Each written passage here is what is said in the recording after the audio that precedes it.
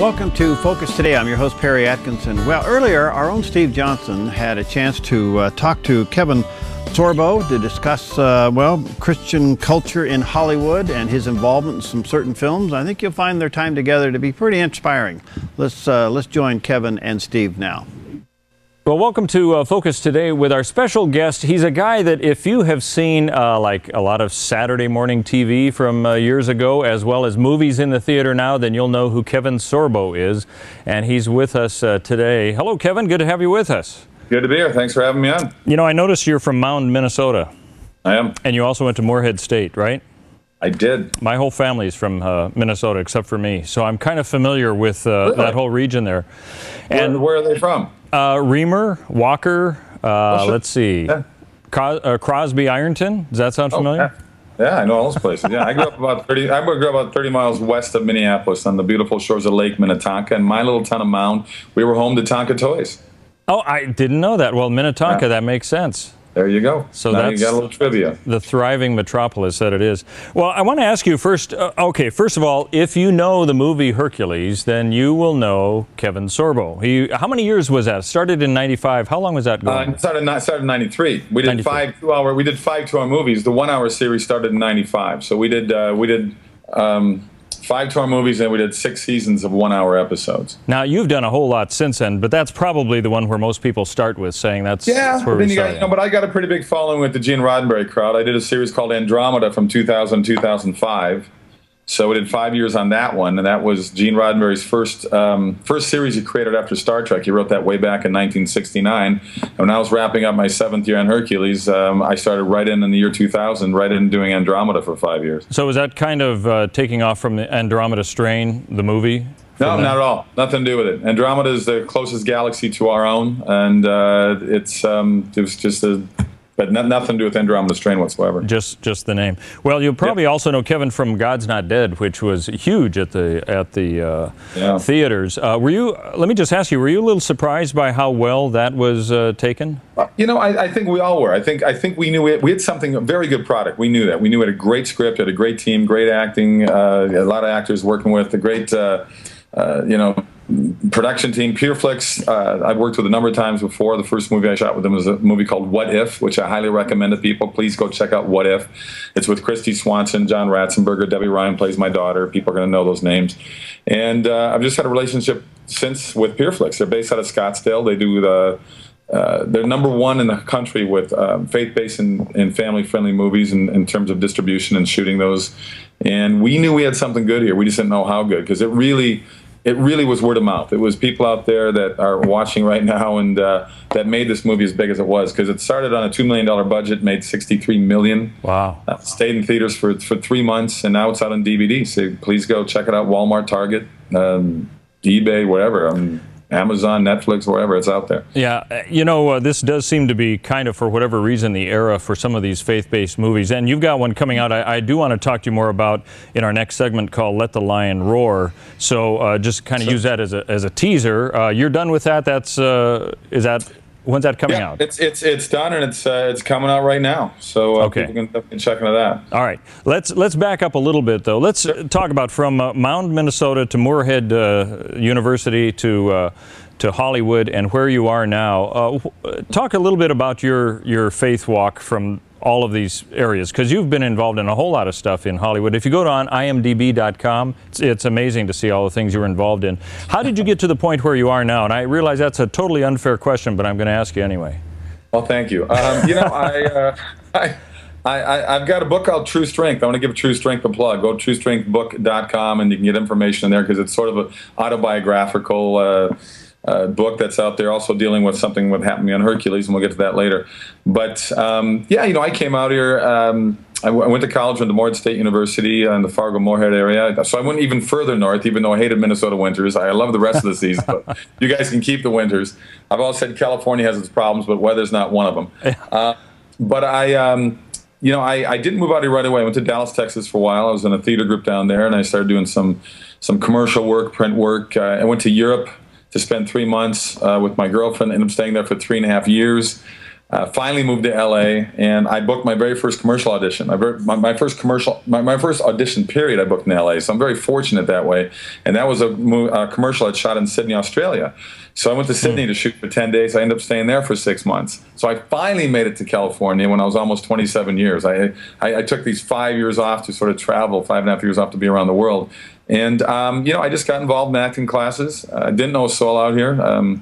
I started doing a lot of commercial work. I was very fortunate, didn't have to bartend or wait tables, stuff like that. I always just was making just enough to get by. And then I got the break on Hercules, going on auditions. I was getting some guest spots, in Cheers, A Murder, She Wrote, and The Commish, things like that. And then I got my break with Hercules, there's no question. And that was 7 years in New Zealand. It was supposed to be 1 year of 5 2-hour movies, which was a blessing in itself. I got to work with Anthony Quinn for a year. He played Zeus, and I got all these great old stories from him in the golden age of Hollywood. And the movies did so well, they made it a TV series. So when you were filming Hercules, that's New Zealand? I was New Zealand full time. I was there for 7 years, yeah. So you were actually in Hobbitland filming there before Peter Jackson. You got one up on him. In fact, Peter Jackson, when we were on our last year shooting, Peter Jackson took the majority of my crew, and they went on to do Lord of the Rings, and a lot of them won Academy Awards, why? All of our creatures were created by the guys that end up winning all those Academy Awards for all the creatures. The Weta Group, Richard Taylor and his company. Yeah. See, I think you could have played a good Boromir. So why didn't Peter do that? Jump in it. I was a little disappointed they didn't ask me to do something. I mean, I was down there for 7 years. We kind of helped put New Zealand on the map before Peter Jackson came along, but I got snubbed. I mean, what are you going to do? I'm not a Kiwi. I'm an American. So you could fake the accent, though. I think that would work. I get the accent. You're doing these faith-based movies. What got you to that point? We're kind of hyper-spacing here now between Hercules and where you are now. What got you here? Well, when Andromeda, my 5 years in Andromeda finished, I got in the independent world. I did a lot of, I've shot over 40 movies in the last 9 years since Andromeda finished. And, the whole thing happened through a friend of mine, Dallas Jenkins, who ended up he had a relationship with PureFlix, and he had this script that called What If, which I brought up earlier, and he wanted me to read it. And I said, well, who's playing, the pastor in this movie? He said, well, I don't have anybody in mind yet. And I go, well, I would love to play it. He goes, you do it? I mean, this movie, it's a very, very low budget. And I said, this movie's awesome, and the script is fantastic. Usually when I read a script, I always want to make some changes and I want to talk to the writers, but I didn't touch anything in this one. And that started the whole relationship with these guys. And that's when God's Not Dead came in 4 years later. And we shot that down in Baton Rouge, Louisiana. And like I said earlier, just thank you to all those people out there that made the movie what it turned into. All right. Well, okay, as a person who reads a lot of scripts, what was it that really grabbed you with this one and also caused you not to change anything? With God's Not Dead, they knew it would be controversial, and I said, well, every movie is controversial. Every movie you're going to get, the critics are always going to pan this, or they're going to love it, or they're not. I mean, you can't please everyone. Welcome to our politically correct world, but you can't. I mean, that's just life. And, I give scripts 20 pages, and if it's not holding my interest of 20 pages, I just pass on it. Well, this one I read throughout, and I love the character, because I'm not an atheist. I'm a Christian, but I have atheist friends. We've had debates. We've had discussions. We parted as friends.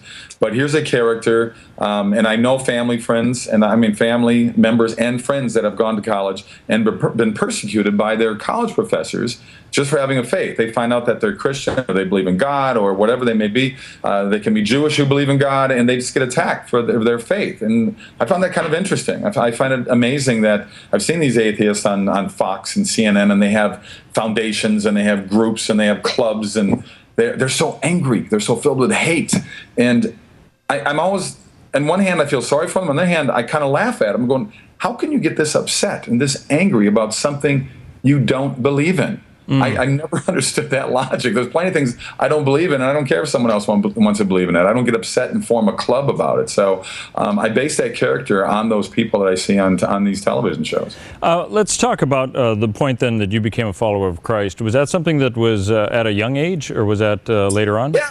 As far as I know, it was with my whole life. I mean, I grew up in the Lutheran world out there in Minnesota, which is very typical for the Scandinavian countries and Germans and Norwegians. I'm Norwegian, second generation, and they settled in that Midwest area, North and South Dakota, Minnesota, Wisconsin, Iowa, and grew up in a Lutheran church.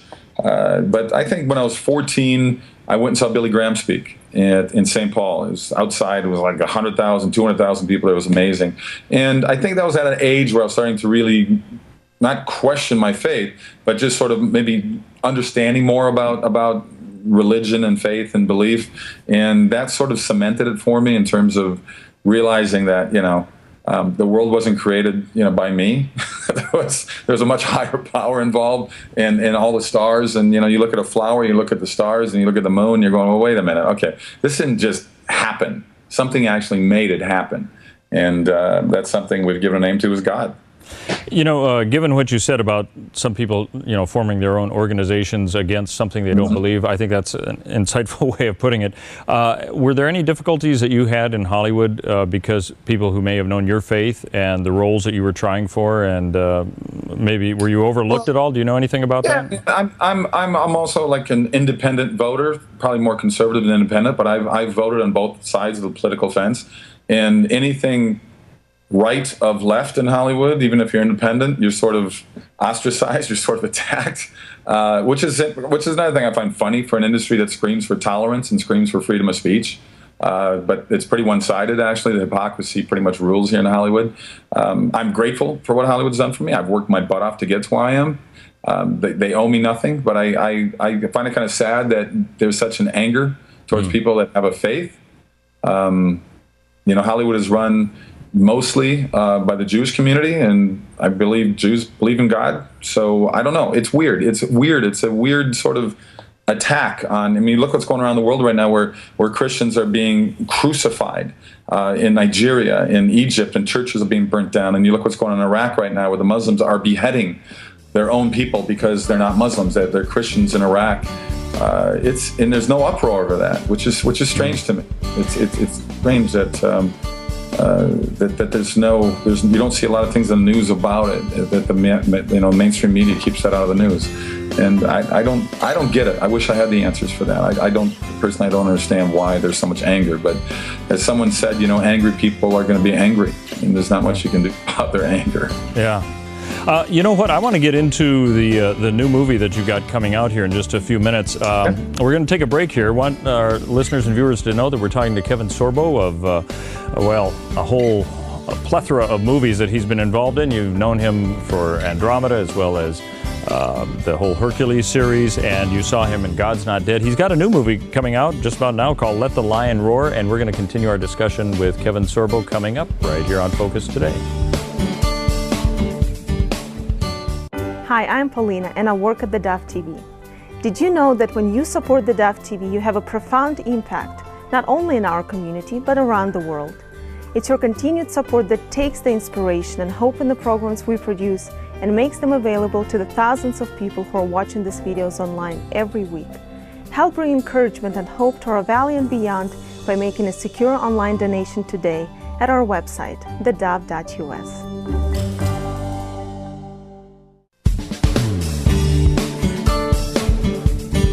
Well, welcome back to Focus Today. Our guest is Kevin Sorbo. We're continuing our discussion with him and the movies that he has just completed that you may have seen. Probably, it seems like just completed since it was at the theater not too long ago, but you actually completed God's Not Dead probably, a year ago? Is that right? About a year and a half. Year and a half? About a year and a half ago, yeah. Do you have to remind yourself of the plot when you go to the opening? What was this all about anyway? Well, sometimes, that movie certainly stuck with me. So, there are movies that I have done, and then they want to talk about it much later, where I've got to, wait a minute, what was that about? I look back at these old episodes of Hercules because my kids now are loving it, because Hercules is out on Netflix, it's on DVD, so I'm getting a whole generation of new kids that were under the age of 18 that are watching it for the first time. So I'll look at an episode with my kids and go, wow, I remember every episode of Hercules and Andromeda, my other series, in its entirety, I remember it.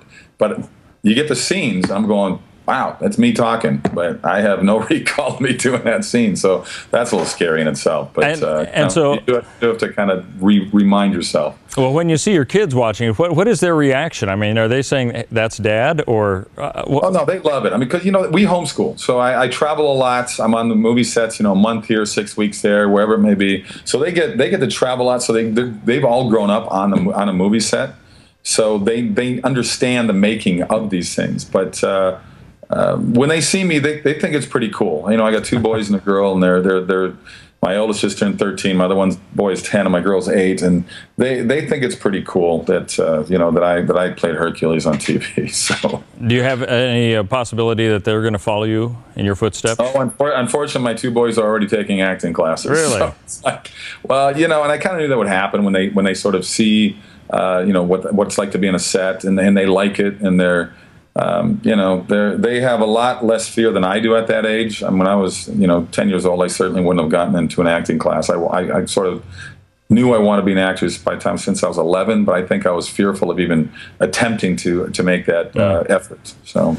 We were talking a little bit about the Hollywood aspect, the culture, and all the rest. And we've talked to representatives from the Hollywood Prayer Network and so on, and they have their focused, saying pray for us in this particular area. From the outside, it almost looks as if this is a wall that's somewhat impenetrable when you are cast as a Christian. I think of Jim Caviezel and The Passion. I mean, it took him a long time to kind of get out of whatever he had been labeled with. I know he's got a new movie out as well. Is it any more open now? Pardon me? Is it any more open now than it has been in the past, do you think, or is it still a barrier? I think it's still a little bit of a barrier. I think it's slowly that barrier is breaking down. I've known Jim Caviezel a long time with the same manager for about 8 years. He stayed busy. I mean, The Passion, you look at the success of that. I mean, Hollywood gave Mel Gibson a pretty hard time while he was making that, but that, it's a $30 million movie and made like $500-600 million worldwide. So you can't deny the success there. I mean, it is called show business, so you hope they look at the business side of it. But you look at God's Not Dead, you look at Son of God, you look at Heaven's for Real, and how well those movies did on lower budgets. And I think Hollywood's got to pay attention a little bit and realize that there's a whole audience out there that wants these type of programs. They want movies that reflect their own belief, their own faith. And pardon me, that's someone calling for my wife probably. And it's just, but it's I think you're going to see more of them jump in there. And Sony has the Affirmed division. And I did a movie with him a few years ago called Soul Surfer, based on the Bethany Hamilton story. I was in that movie with Dennis Quaid and Helen Hunt, Barry Underwood, and Anna Sophia Robb, who did a wonderful job in that movie. And, I think slowly but surely, Blindside, you can certainly qualify that as a faith-based, family-friendly movie. So, I don't think these movies are going to stop being made. And I think with the cheaper... When I say cheaper, the value's not cheaper, production value, but the cameras that are so amazing now are getting easier and easier to buy, and the production value of high def is incredible. So you're going to have more and more people making smaller movies that will move on into the mainstream like God's Not Dead did. Yeah, it's an amazing technological phase that we're at right now. Let the Lion Roar. I want to hear about that. We've got the trailer, though, to air for people who haven't seen that. So I want to air that right now, and we're going to continue our discussion with Kevin Sorbo about this movie that you should be seeing at the theater. For almost 2,000 years, an evil deception has been sustained by key church leaders. This insidious conspiracy has stolen the church's identity. It has withheld the church's destiny. It has blinded millions. Until now.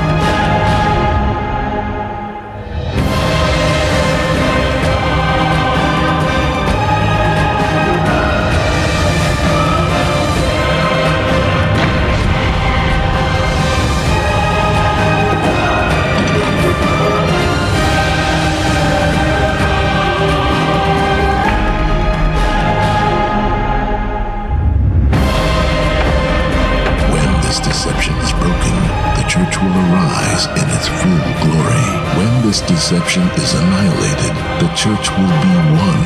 When this deception is rescinded, the church will finally operate in its complete power.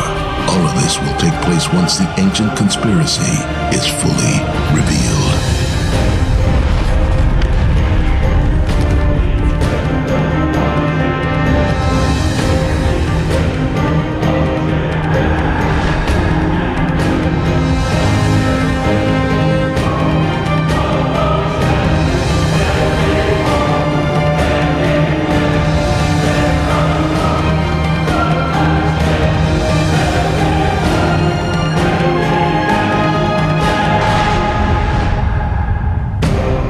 Discover the truth. Escape the great deception. Great deception. Escape the great deception. Lion Roar. It looks like it's combining kind of going back into the medieval history into like bringing it up into the current category of where we are now. How would you describe this film for people who need to know perhaps what they're going to go see?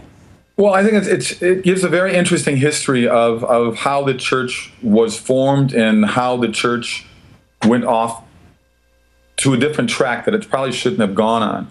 And it shows, I play John Calvin in the movie, who was a disciple of Luther. And there's a number of people in this movie. John Schneider's in the movie, Eric Roberts is in the movie. And it goes back, not only back to that century, but it goes back 1,000 years even before that. So it covers pretty much like the last 15 to 1,700 years of the variations of what the church went through. And it's what the attempt is to try to get all the churches really to get back on the right track and understanding where God wanted us to go, where God wanted us to be. And I thought there was one scene there that looked like it was Martin Luther at the Wittenberg door putting up his thesis. I mean, does it go kind of to touchstone points throughout Christianity? Is that kind of the idea? Oh, no question. I mean, it covers quite a bit of history. I think a lot of people out there, whether they're Christians or not, whether they're believers or not, whether they believe in God or not, will find this sort of interesting in terms of history. I've always said the problem that why history repeats itself is people don't read history anymore. So here's a chance to learn more about the evolution of the church from just after Christ to where we are today. And I think people will find it pretty fascinating. So it refers to the great deception of the church. Give us an insight, as much as we should know anyway, because it's always nice to have some things that we don't know when we see a film. Well, no, but I think when it refers to the great deception, is just basically talking about how we how we've gotten off that path, how we got off the path that was intended for us to be on. And I think it deals with really what's going on in churches today, because so what's going on in churches today with pastors and priests, they're sort of conforming to the politically correct world when we should be really speaking the truth. There's so much truth that people don't want to hear anymore. People would rather be lied to. They'd rather live in that John Lennon imagined world that doesn't exist, you know? And I think what this does is hit you over the head with where we need to be, where we have to be. I'm not a guy that goes around and beating people up. I mean, people ask me about faith. I say, I believe in God. But I don't try to bang people over the head and say, you better believe the way I believe or you're going to hell. I'm a live and let live kind of guy. I'm more than happy to have debate, more than happy to have discussions with people. As I said earlier, I have friends who are atheists, and we've had wonderful discussions, and we've parted as friends. And, you know, they give me their 2 cents. I give them my 2 cents.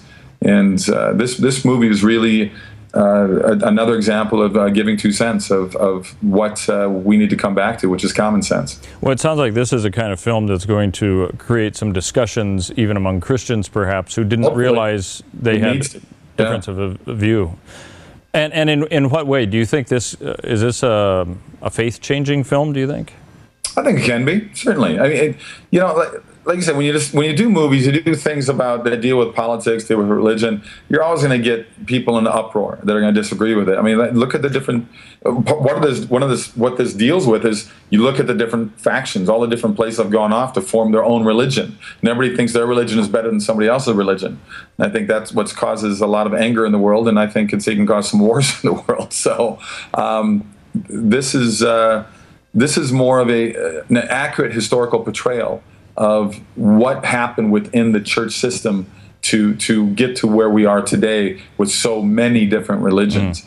And am I trying to make one religion? I'm not trying to make one religion with this. I don't think that's the message of the movie. The message is one of just trying to get the world back to where it should be in terms of getting along with each other, because we certainly don't get along with each other. Yeah. Now, you said you played John Calvin in this film, right? Yes. Also St. Augustine and Martin Luther in there. Was there anything that you might have learned from this that maybe you didn't know, past history or Christian theology? Well, I mean, the thing that strikes me most, I didn't realize how big of a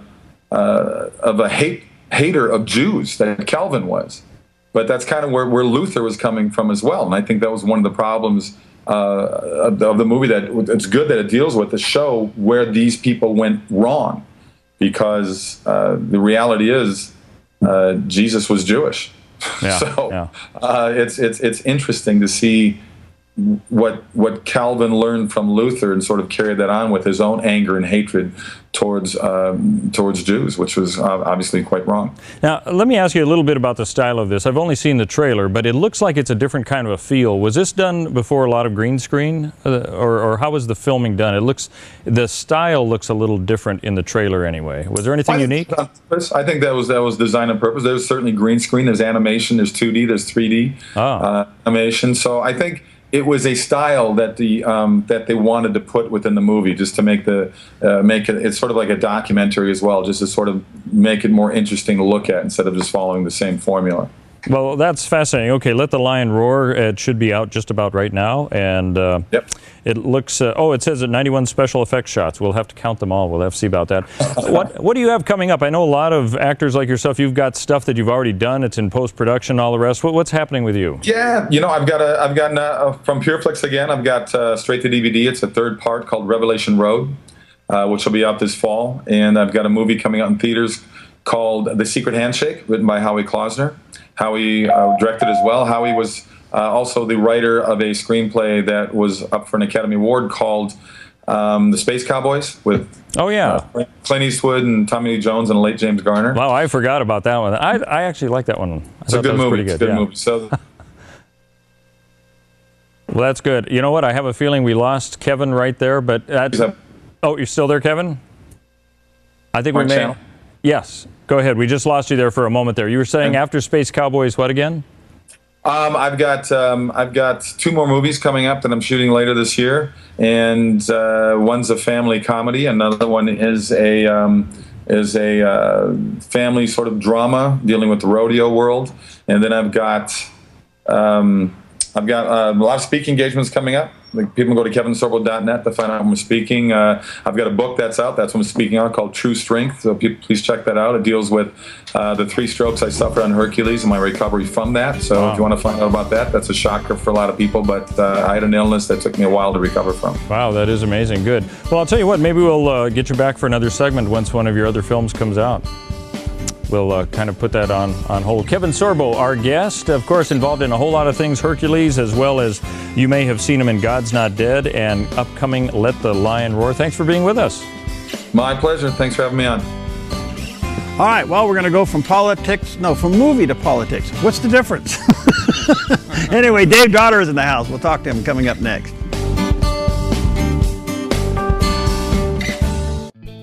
Hi, I'm Daniel and I work at theDove TV. You know, compared to Portland, Seattle, and LA, Medford might be considered a small market, but at theDove, we're excited about the opportunity to make a big impact right here in our community. And you help make that happen. Did you know that more than 90% of our income comes from people like you? You can help us now by making a secure online donation at our website, thedove.us, or by phoning 541-776-5368.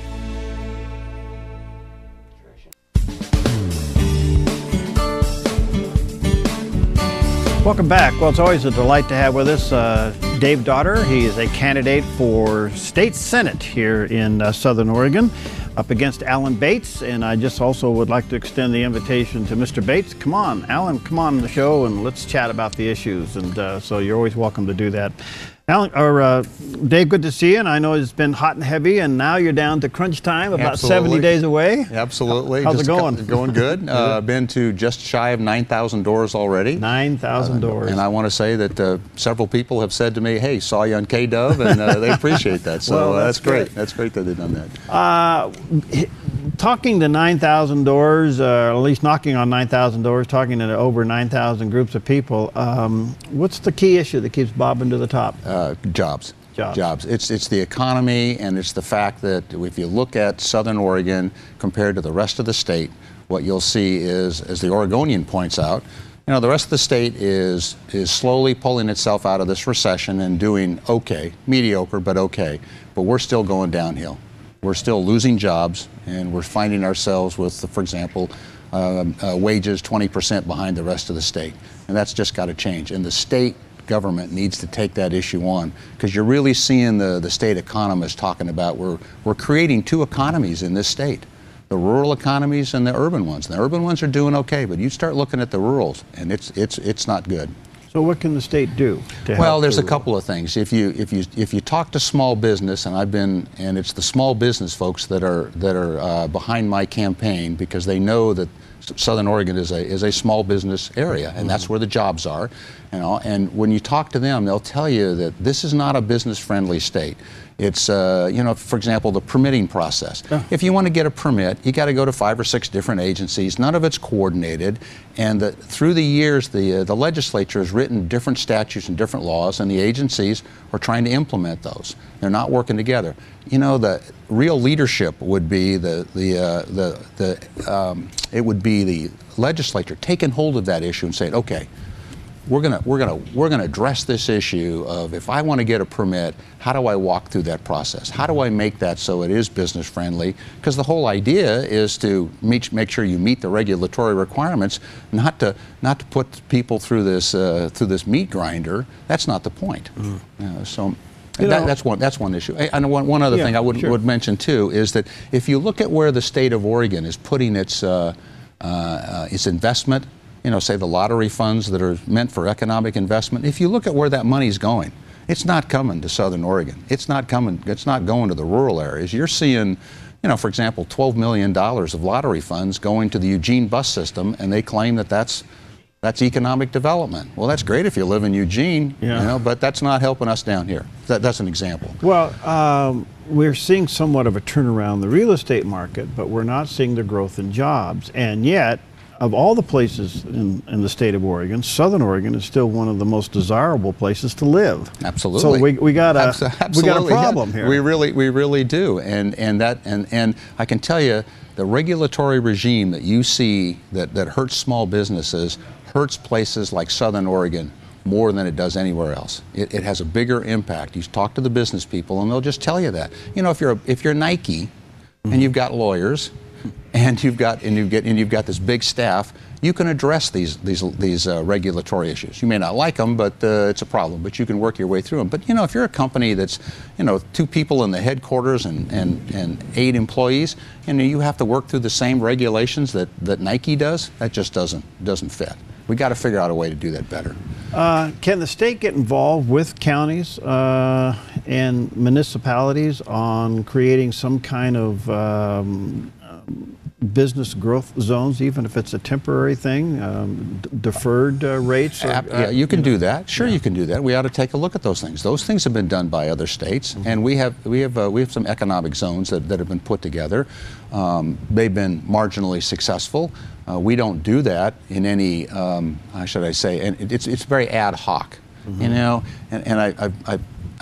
what I saw in the legislature when I worked there was everybody talks about jobs, but when you try to get the legislature to sit down and say, okay, we're going to address the jobs issue, what are the 5 things we need to do, and what statutes do we need to change, what are the new policies, and therefore what are the bills? You don't see that strategic, big picture, let's sit down and really address this issue. You see this very, very ad hoc idea that, well, let's pass this bill. Yeah. And but at the same moment, they turn around and pass another bill that hurts business. Yeah. And that's got to stop. All right. Cover Oregon's certainly a mess and very embarrassing, but it doesn't seem to be bothering people. Well, it's interesting that nobody has brought it up on the doors or things like that. But my view is we got to look at that as a consistent part of the leadership failures we see within our state government, and that's what's got to change. That's the part of the problem that needs to be changed. This is how we've been doing business. It's got to change, and Cover Oregon is emblematic of that. Now we can go through under the details of it and everything, but that's my view, because the problem is that if you really look at most of these projects over the last 10, 20 years that the state of Oregon has done, this is the normal. I mean, this is the way we've done business in way too many instances. All right, so administrative review on all these agencies is certainly up for consideration, but it never really seems to get done. No. There's some very interesting ideas out there. Connecticut, for example, has a very, very set piece way of if there's a regulation or an administrative rule that is written, it does not go into effect until a joint committee of the state legislature gives it the thumbs up. There's a check and a balance. Now they can't The legislature can't change that or can't tell them exactly what it's got to be, but they've got first right of refusal. So if you're an agency, now you know that, hey, if I write this rule or this regulation, I have to get it through the legislature and get the thumbs up from them. And if you talk to a lot of the legislators, they'll tell you that they write statutes and this is their intent, and then when it gets over to the agency, they sort of write the rules whatever they want to, and there's no recourse. Right. That's an example of how we need to change how we do business. Could we implement that in Oregon? Yes, and I can tell you, Sal Esquivel has got a bill in to do exactly that. Okay. Would that also include fees and license fees or service fees or? Well, unfortunately, in some cases, the legislature's given away that responsibility to the agency, but most of the time, most of those fees have to come through the budget process, which is the right way to do it. The problem is the budget process doesn't look at them closely enough. There's way too many times that I watched in the legislatures, I worked the budget process, where those fees are just waved on through. The agency says, we need more money, so that's okay. And they do that. And again, those fees get passed on to the consumer ultimately.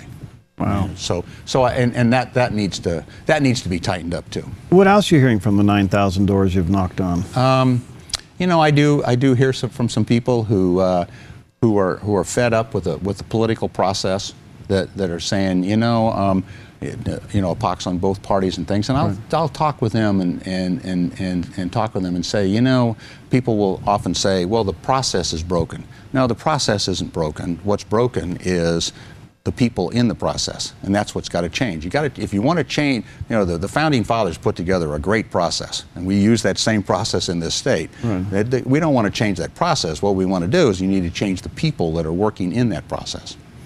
All right. So,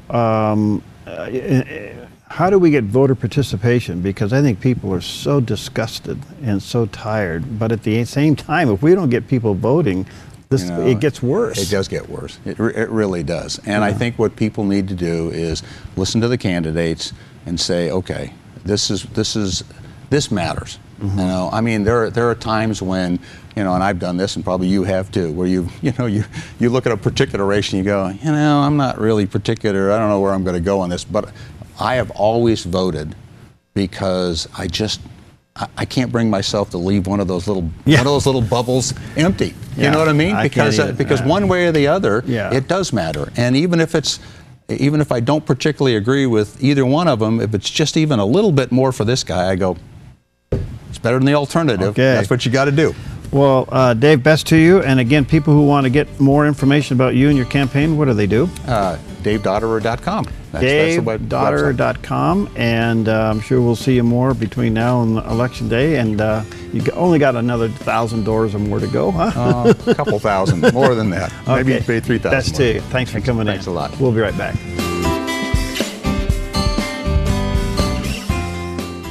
Hi, I'm Paula, and I work at theDove TV. Every day we get letters and emails from people who've been encouraged, blessed, and challenged by the programs on theDove TV. But we couldn't do it without you. Did you know that more than 90% of our income comes from people like you? You can help us continue to bring inspiration and hope to our community by making a secure online donation at our website, thedove.us, or call us at 541-776-5368.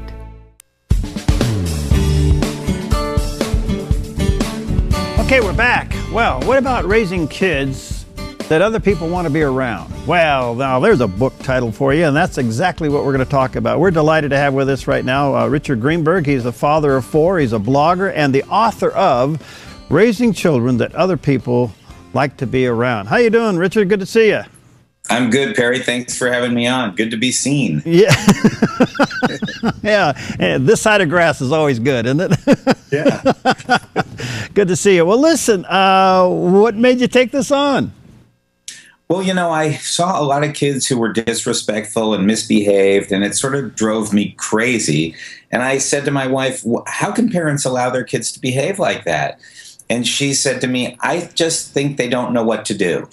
And, there are a lot of people who joke about the fact that nobody ever wrote an owner's manual for having children. And so, I said, well, I'm going to set about trying to write an owner's manual for kids. And as I did that sort of more and more, it got sort of more general and clearer to me, and it became sort of issues of common sense. And so what I did was I tried to write this book that would break this down from a very male point of view into easy to follow sort of steps that could give a parent the kind of confidence that I think parents need to lead their children to a life that is grateful and happy and truthful, but in which the parent is the authority, in which they respect their parents and look up to their parents because their parents are setting a good example. Wow. For example. So you said something there was very interesting, and I'll turn it into a question. Do you think most parents have the confidence they can do that? Well, I wrote the book because I think that the ones who don't need a little help, and some do. But I think, what I've done with the book is I've broken it down into the word SMART. So set an example, make the rules, apply those rules, respect yourself, and teach in everything.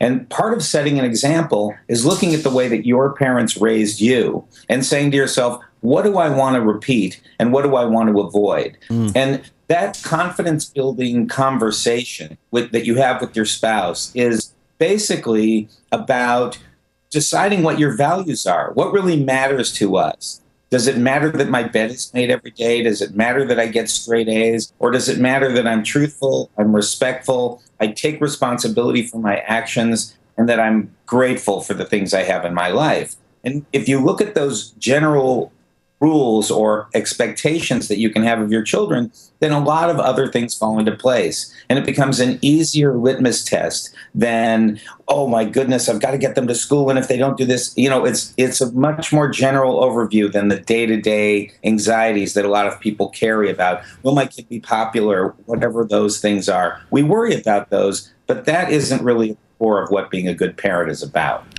How do you break through the maze of all of the other things grabbing for your kids' attention, in particular the technology today, but how did you get your kids to listen? Well, you've got to start, you got to start when they're pretty young and when you're really the only authority they know. And you have to be confident. You have to understand that you're 20 years older than they are, and you've had 20 years more life experience, and that makes you the authority. I have a metaphor that I use, which is if you got into a cab and you asked the driver to take you to the airport, and the driver said, I don't know how to get to the airport, then you'd be crazy and nervous in the backseat of the cab. Well, your kids are in your cab, and they need to believe you know how to get to the airport. And if you don't know how to get to the airport, they need to believe that you know how to find your way there. And while you're doing that, by the way, you're teaching them how to find their way to the airport. And so if you take that analogy even further, if you were driving your kids somewhere and they said, make this left right here. Well, you've lived in that town for 20 years and they've lived in that town for 3 years. And it's like they don't know where to turn or what to do. So that comes back to the confidence issue.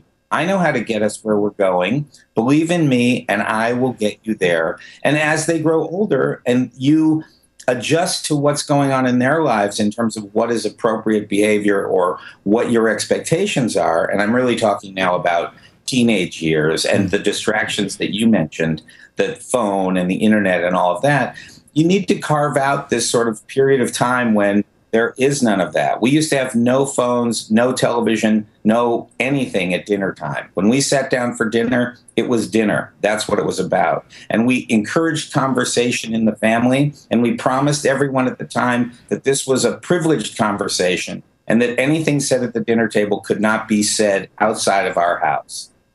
Wow, now I know why they call you the common sense dad. It seems pretty common sense to me, but I think a lot of people are afraid. Some of them are afraid their children won't love them. Some of them are afraid they don't know what they're doing. And I think that we are, by nature, the definition of what a parent is to our child. And if we remember to put the grocery cart away and we treat the checker at the market very kindly, then I think our children learn to do that, because I think most of what our kids grow up to be is who we are. And I've seen it happen with my own kids. My kids didn't go off in crazy rebellion. One of them got an earring or something, but they come back. Even watching the children of my friends, those kids who got a little crazy, they come back. Some of them are working in their family businesses now. Some of them have become teachers, but they find their way. But I think that being a strong parent makes both your life and your child's life so much easier. If you can predict your child's behavior, it's just that much easier. Wow. All right, we're going to run out of time here, but I know you wanted to talk a little bit about shaking off summer and getting your kids ready back to school, and this is the week for that. Well, and I think you just have to be positive about the fact that school is an exciting place to go and that they're going to see their old friends or meet some new friends. And if they're new to the school, I think you have to encourage them to just be open and look at what's going on and maybe make a friend in their first day. But, back to school in September in general is a time for us all to refocus. And I think sometimes there's a little sputtering at the start of this, but it's important to say to your kids, look, I understand that you've had the summer off and now it's time for us all to focus. And, I'm going to help you by setting aside this time to do your homework. Let me know if there's anything going on that's bothering you and stay open to that. But I also caution parents against projecting their own emotions onto their children. Ooh, you must be really nervous. Ooh, I hope you're going to be popular. It's up to the parent to believe in the child and script their perception. All right, let me just say to our viewers and listeners, commonsensedad.com is the website, commonsensedad.com, if you want to talk to Richard or correspond with him. The name of the book is entitled Raising Children That Other People Like to Be Around. The title, I think, says it all. There's a picture of it there on the screen for those watching on the Dove TV. And I would assume it's available, Amazon, Barnes & Noble, at the stores? Absolutely. Also at commonsensedad.com. All right. Well, what one tip can you leave parents as we wrap this up? What would you like to tell parents? Be confident, be open, and don't lose your common sense. If it doesn't seem to make sense to you, then there's something up. How old are your kids? My kids are 34, 30, 25, and 19. And the first three are boys, and the last one's a girl. And they are an absolute pleasure, all of them. They're hilarious. Oh, that's great, because they'll be choosing your retirement home. Exactly. Hey, Richard, you're a delight. Thank you. And what's next for you? You got another one coming out? I mean, you seem to be pretty passionate about this. Yes, I have another one. It's sort of a prequel. It's about relationships, and that compromise is the currency of love. Oh, give us a little bit. What are you saying there? Well, I'm basically saying that there are ways for us to be able to live with each other and still maintain our dignity and release a little bit of our ego so that we can have a good relationship that ultimately we're modeling so that our children learn to have good relationships. Wow, that's fascinating. All right, let me just share with you. It's called commonsensedad.com, and that's the website if you want to talk to Richard. And the book is entitled Raising Children That Other People Like to Be Around. I think you'll find it to be a tremendous resource. By the way, yesterday I was talking to Dr. Kevin Lehman. I'm sure you've heard of him. And he actually was saying exactly what you're saying here. I think we put too much into parenting. Let's just slow down, use some common sense. Would you agree with that? I agree 100%. I think we overparent. We think about it too much. We overschedule our kids. We worry about them eating dirt. You know, that's like a good test of their immune system is they eat a little dirt every once in a while because they're kids. All right. Thanks for being with us, my friend. And let us know when the other book comes out so we can have you back, okay? Absolutely. Thanks a lot. All right. See you around. All right. Let me just again remind you, it's called Raising Children That Other People Like to Be Around. You may want to check it out if you're watching on the Dove TV. There's a picture of it there on the screen. Let me encourage you to get a copy of it, Barnes & Noble, Amazon, or look for it at the bookstores. Or you can order it through Richard's website, commonsensedad.com. All right, check it out. We'll see you next time on Focus Today.